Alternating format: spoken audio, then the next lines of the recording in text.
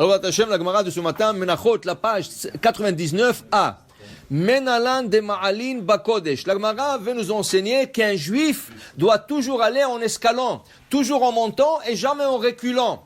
Okay? La Gemara dit Ma'alin Bakodesh. Dans la Kedusha, tu montes et tu recules pas. Menalan, d'où est-ce qu'on sait ça? Dit la Gemara, Marabi Acha Bar Yaakov, d'Amar Kera, et Machtot Achataim Alem Shotam, Vasutam Rikoe Pachim, Sipouy la Mizbeach. Alors on explique, Korach, le cousin de Moshe Rabbeinu, il se révolte contre son cousin, Moshe. Il veut prendre la place de Moshe Rabbeinu et la place du grand prêtre, du Kohen Gadol. Avec Korach se joint 250 chefs de Sanhedrin. De la tribu du Reuven, Ken et des Lévi'im, ils se joignent à lui et tous ils veulent devenir Kohen Gadol. Il leur dit c'est pas possible. Un Kohen Gadol on peut avoir un seul, dans le Ham Israël on va pas avoir 250. Alors il leur dit écoutez, vous voulez jouer la roulette russe? On va jouer la roulette russe. Qu'est-ce qu'ils vont faire? Vous allez tous emmener des pelles et sur les pelles vous allez emmener de la kétoret, l'encens. Mais il y a un seul survivant. Il y a un seul qui va sortir vivant, tous ils doivent mourir. Ils ont accepté. Ils ont accepté. Et la Torah dit, Chataim benafshotam. Ils ont fait une faute grave, car ils sont tués. Ils se sont fait le kamikaze.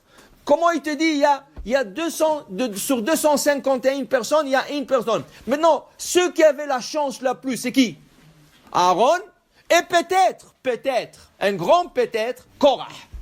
Mais eux, ils n'avaient rien à voir. Ils n'avaient aucune chance de devenir Kohen Gadol. Aucune. Et ils voulaient quand même devenir le Kohen Gadol. Tov, alors voilà, ils sont morts. Mais non, qu'est-ce qui est arrivé? Quand ils sont morts, comment ils sont morts? Avec du feu. Le feu est sorti de leur pelle et leur a brûlé tous. Maintenant, le feu sont restés. Le pelle était en cuivre.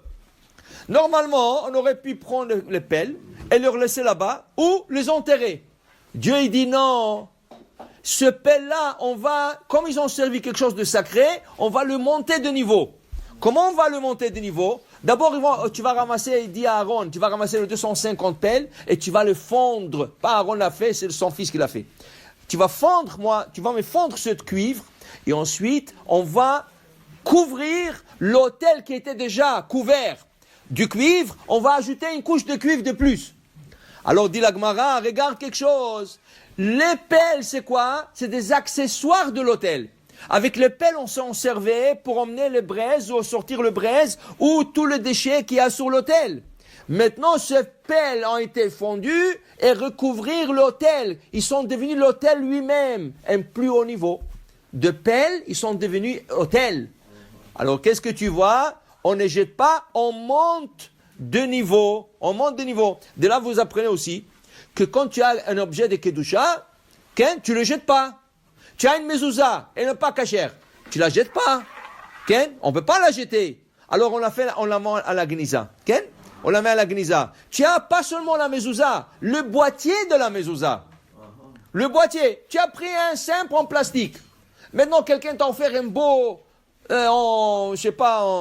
en argent, quelque chose comme ça, quelque chose de décoratif. Alors tu vas enlever le premier, mettre le deuxième. En changeant un boîtier, tu ne fais pas la bracha sur la mezouza. On ne fait pas de bracha quand on change un boîtier seulement.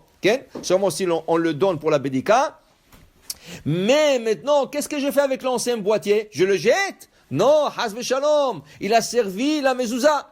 Alors je ne peux pas le baisser de niveau.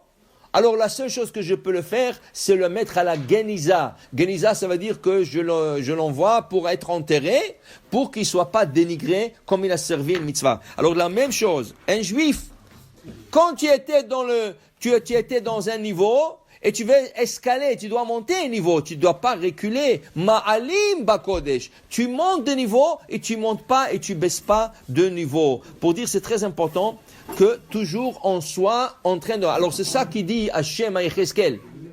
Hachem dit à Yecheskel, à Navi, Yecheskel le prophète, Venatati lecha ma'alechim ben ha'omdim ha'ele. Tu marcheras parmi les stagnants. De quoi on fait référence? Le stagnant, c'est les anges. Un ange, il stagne. Qui veut dire quoi? Un ange, il a une mission, il ne bouge pas de cette mission. Il ne peut pas monter de niveau. Il ne peut pas baisser, mais il ne peut pas monter. Il est stagnant.